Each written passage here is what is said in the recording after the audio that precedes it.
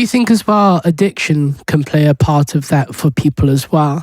So like what you were just saying about suffering, if people have like addictive personalities, or not personalities per se, but an addiction to something, do you think that can cloud the true meaning of the reason why they are suffering? What do you think about that? Yeah, that's an interesting one, because we're looking at what's the reason why people become addicted in the first place? And, we're talking about drugs, alcohol, we're talking about addicted to work, becoming workaholics, addicted to gambling, addicted to shopping, spending. There's so many things you can become addicted to. It's an indication of the potential of a human being to, once they find something that's really satisfying and helpful and uplifting in life, they can make a great attachment to it.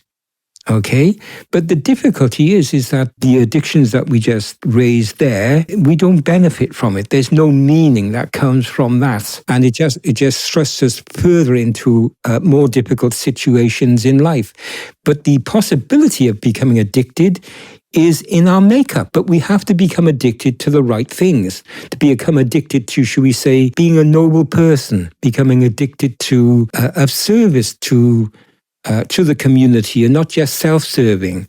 And this brings in what was mentioned a little bit earlier about meaning, because unless we have a higher meaning in life, for going through life, we're always going to be disappointed, dissatisfied, because setting a low goal for ourselves in life is not what we're here for. We have tremendous potential, and we just stick at a low goal in our life. It doesn't help us at all.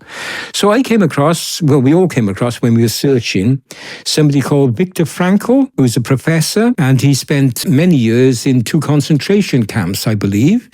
And he wrote, after coming out of there and surviving that, God bless him, he wrote about 32 books, many of them focused on man's search for meaning in life, an ultimate meaning. And he wrote that despair over the apparent meaninglessness of life constitutes a human achievement rather than a neurosis. After all, no animal cares whether or not its existence has a meaning. It is the prerogative of man to quest for a meaning to his life, and also to question whether such meaning exists. This quest is a manifestation of intellectual sincerity and honesty. Lovely insight into the fact that we as human beings, separate from the animal kingdom, which separates us from a materialistic reductionism as well, because many materialistic ways of looking at things is we are just more advanced animals. This is saying here, an animal will never achieve that. We're a distinct species other than animals, which is to do with our spiritual side of our faculties and so on. Going back to this thing about addiction, you in the book have highlighted 2 words relating to addiction, something called destiny addiction. Can you talk more about that, and how does that relate to materialism and people's ways of life? Yeah, again, we came across this from psychology. There's something called destination addiction, as you mentioned. And it's an interesting analysis of how we function. Destination addiction basically means that there is something that we're aiming for, and then we feel that if we've achieved it, then we're happy. Okay, so for instance, youngsters are aiming to get exam qualifications, and if they get that, then they're happy. Then something else comes along. Hang on, it doesn't create lasting happiness. There's another destination which comes up, and that might be, I need to get a good job. I need to have good money. So that's another destination. And if a person gets there, then another destination can come into view, such as, buying a good house or a car and so on. And destination addiction to it means that we're always deferring our happiness and well-being till we've reached that other goal, which is usually a materialistic goal.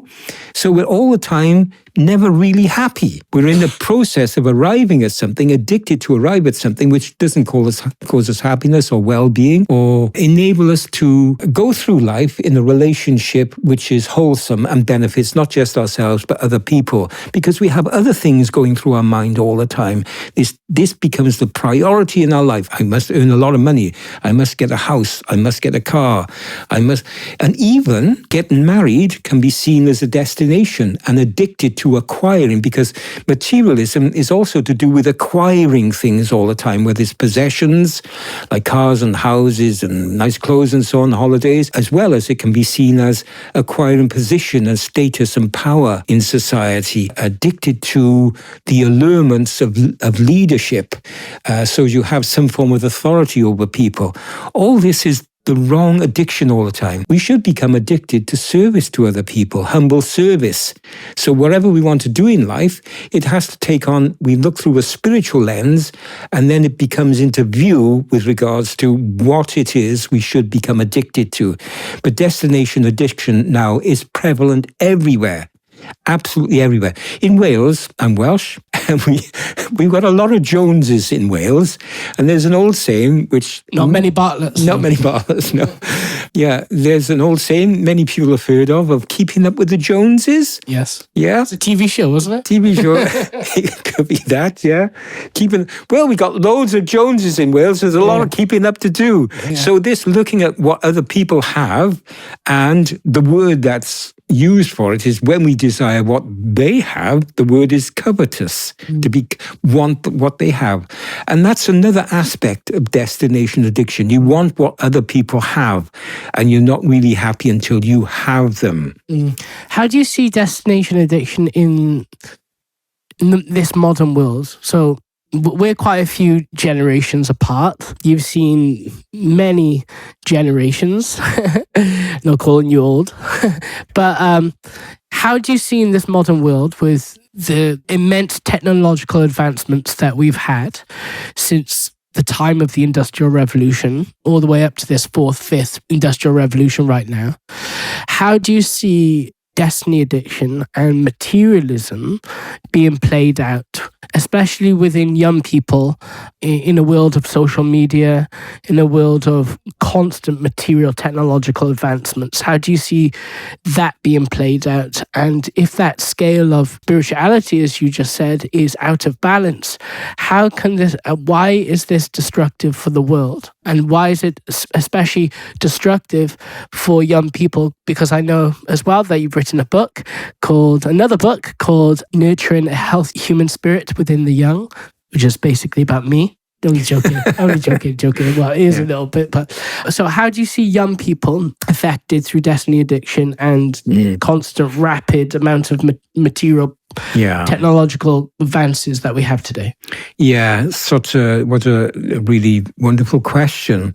And of course, we could be many hours going into aspects of this and so on. But, because I'm now an older person, and as you say, a few generations in advance of yourself, Carl, I've experienced, after the Second World War, for instance, we were still on rations in the UK.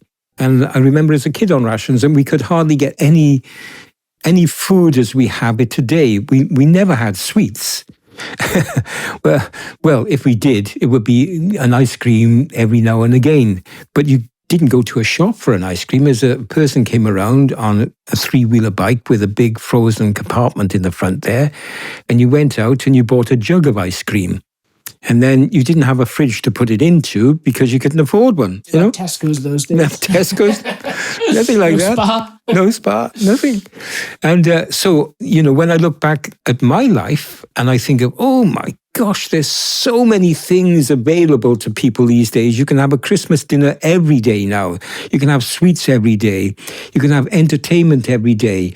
You can have entertainment every hour. Going to the pictures with my father was a once-a-week event. And everything now, there's so much more of pleasurable things to have. And then you've got all the digital, all the gadgets that come our way, which are so addictive.